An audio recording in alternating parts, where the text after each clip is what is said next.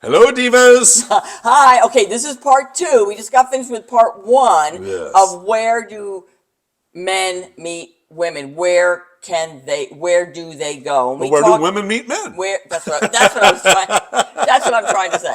Where do women meet men? And so Yes. go back to part one if you haven't listened to it yet. But I Yes. wanted to continue this conversation because we were on a roll. Because Jeff just shared that he picked up a woman. I'm gonna say he met a woman and dated her for a few months by meeting her once in a parking lot, once in a laundromat. Where else did you meet women? I love this juicy stuff. Now, I will say this. Now, this is just my rule, but I really didn't want to date anyone that I was working with Ah, or that I was going to church with because oh, I thought, I really like my job and I want to stay here. And I don't want to have something happen to where one of us is leaving and that one would possibly be me. Same thing with church. right. I really, really like my church. Now, I will say this. There were a couple of women that I did meet at my church and or the church I was going to. And one of them lasted for a couple of years. Oh, that's good. Nice. So it's, if you're open and you are mindful, put that smile on, make sure that I remember one woman I met. It was at an activity at the church for the kids. It was Halloween. It was a Halloween activity, festivity, and I took my kids, and she was there with hers, and we got to talking, and I'd never seen her before, and she said, "I don't even go to this church. This is my mom's church." And we ended up How going out fun. for about 3 months. How Yeah, fun. 2 or 3 months. Yeah. How So fun. it was. So if you if you're wanting to meet someone, make yourself available to talk. And also I will say this, divas. There are times when you meet somebody and just like that, we're definitely not on the same page. Yeah. I do not want to go out with this guy. Yeah. There's no way, shape, or form. There's no possibility. And that's going to happen. But those are also opportunities for you to Yes. practice on how to bow out gracefully and make sure that person doesn't bother you anymore. I love that because people get so uncomfortable then rather than face the uncomfortability of trying to squirm your way out of going out with somebody, it's Yeah. easier to just put up the sign that says stay away. Yeah. I'm going to encourage you, Jeff and I are going to both encourage you Yep. to get used to shaking someone's hand if they come and speak to you, if they start to talk to you in a bargain lot, if they start to talk to you, in the laundromat, and you're not interested. You can still be there, still be approachable, Yeah. still have the sign above your head that says I'm approachable. Wear the smile. That's what I was doing before when I went smile. And then learn to just put your hand out as soon as there's a break in conversation. Shake their hand and say thank you for coming over. I'm not really available, or I have other plans, Yeah. or I just met Yeah. somebody and I'd like to see where it goes. Yeah. It's a very admirable way to Yeah. handle saying no. I Yeah. mean, and when you get comfortable with that, then there's no reason why you shouldn't smile and go out there and Yes. let men approach you. Well, you when you're smiling, you're making yourself approachable.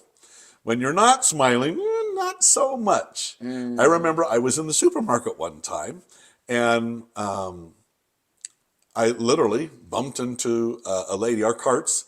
We said, "Excuse me." When we talked for maybe 30 seconds, and I was getting ready to say, I wasn't interested at all. I mean, but I was going to say, "I hope that you have a wonderful day." And I said, "No, what's your first name?"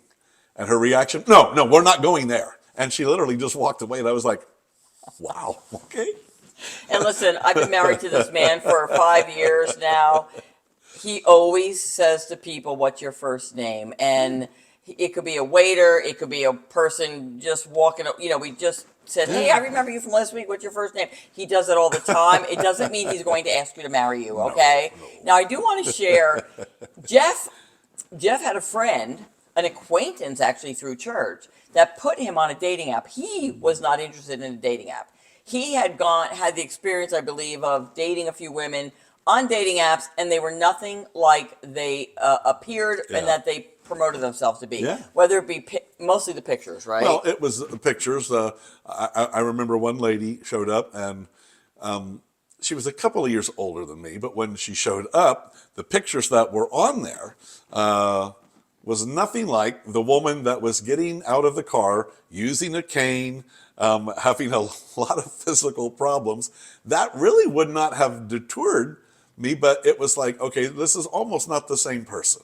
Yeah. And that's the other thing, though. But now, if you're not honest, no matter what the reason is, insecurities, all of that, if you're not honest through the dating app, why should anybody trust you? Yeah. And this goes both ways. Both okay. And I had ways. my late husband told me stories also. One time he set up a date with somebody, and when he went to go pick her up, she was literally not the same person. Yeah. Literally. She had her friend do the bio. Not cool. Not cool. You wouldn't like it if a man did it. No. They don't like it when we do it. Let's not do that. Let's not play. That's a game. Okay, Well, that's a game. It's a game, and what we've been talking about in the first part of this series, of the two-part series, and what we talked about just a little while ago, you want your bio to be honest and accurate for two reasons. You want to attract the right or the type of person that you want to attract, and you want to repel the people that you're really not interested in. Right. If you are wanting a long-term, wonderful relationship, you want to repel the guys that are looking for one-night stands or just quick get-togethers. Right. And if your bio is written properly, and if you don't know how to do that, if you keep listening to her, you will learn how to do that.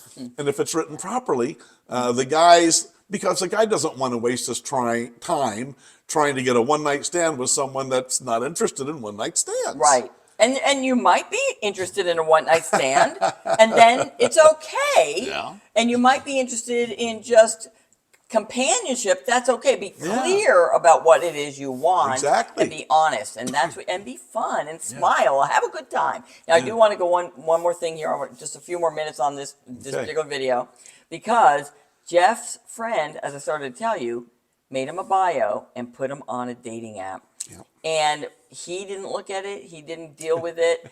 And in his email inbox came the message that some of you may be familiar with, which is, here's your next 9 perfect matches. Right. And guess who was in the second row, far right? There was 3 pictures, 3 pictures, 3 pictures, and the last picture in the second row was this beautiful woman right here.